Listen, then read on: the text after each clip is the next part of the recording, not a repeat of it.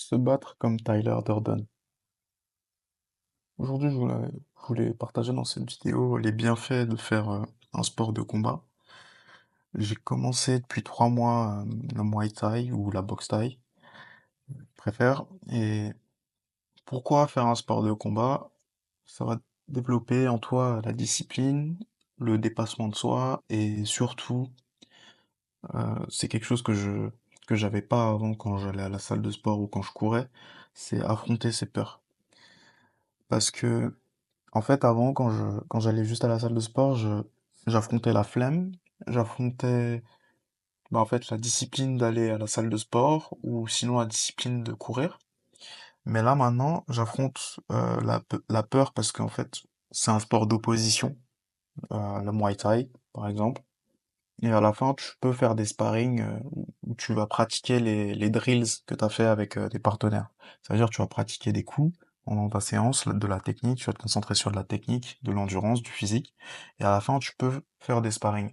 Et c'est cet aspect-là où tu dois garder ton calme et rester calme, protéger, garder ta garde haute pour en fait bien réussir son sparring et pas prendre des coups. Parce que si tu fais une erreur, tu prends un coup. Et je pense que faire un sport de combat, ça te permet, en fait, de t'habituer à affronter ta peur. Parce que si tu fais un mauvais sparring à la fin de ta séance, tu vas avoir peur d'aller à ta prochaine séance. Et juste le fait d'avoir peur de faire quelque chose et d'y aller quand même, je pense que c'est un bon muscle, c'est quelque chose de bien à développer. Avoir peur, mais y aller quand même. Parce que je sais pas, je peux te donner un exemple. Je sais pas, il y a quelqu'un qui, dans ton environnement professionnel, n'est pas correct avec toi. Tu as peut-être peur d'aller le voir. Mais si tu t'entraînes, si tu vas au Muay Thai ou à la boxe, euh, et que tu t'habitues à juste affronter tes peurs, même si tu as fait un mauvais sparring, tu y vas quand même, tu vas développer ce réflexe, d'aller quand même, même si tu as peur. Et je pense que vraiment faire un sport comme ça peut te permettre de développer, en fait, une capacité à affronter ta peur. Aussi, un autre bienfait, c'est la self-reflection, c'est tu vas réfléchir aux erreurs que tu as faites. Parce que, en fait, si tu fais une erreur, tu prends un coup. Si tu fais une erreur dans ta garde, tu prends un coup. Si tu fais ton combo et tu recules pas après pour éviter de te faire contrer, tu vas prendre un coup. Et ça, c'est une erreur. Et en fait, le fait d'analyser les erreurs que tu as faites, pareil, c'est quelque chose que tu peux refaire dans ta vie. Je sais pas, là, tu vas analyser tes sparring, tes confrontations avec tes partenaires d'entraînement. Et en fait, tu peux faire pareil dans tout dans la vie. Tu peux réanalyser tes interactions sociales et juste te dire, ok, à ce moment-là, j'ai dit ça, j'aurais peut-être pu dire ça, ça aurait été plus intéressant, la personne aurait été peut-être moins vexée si je lui avais dit quelque chose comme ça, ou je sais pas, j'aurais montré plus de confiance si j'avais dit quelque chose d'une certaine façon plutôt qu'une autre. Euh, plein de et tout ça tu peux noter dans un journal et en fait te reposer des questions, te reposer en question, pardon.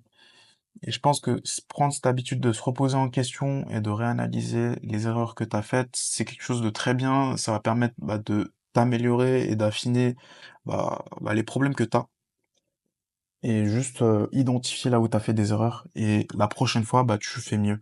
Je pense que sur le long terme, vraiment analyser et avoir un esprit critique et capable de prendre du recul, c'est quelque chose qui va te permettre d'être meilleur à long terme et ça c'est vraiment quelque chose de bien.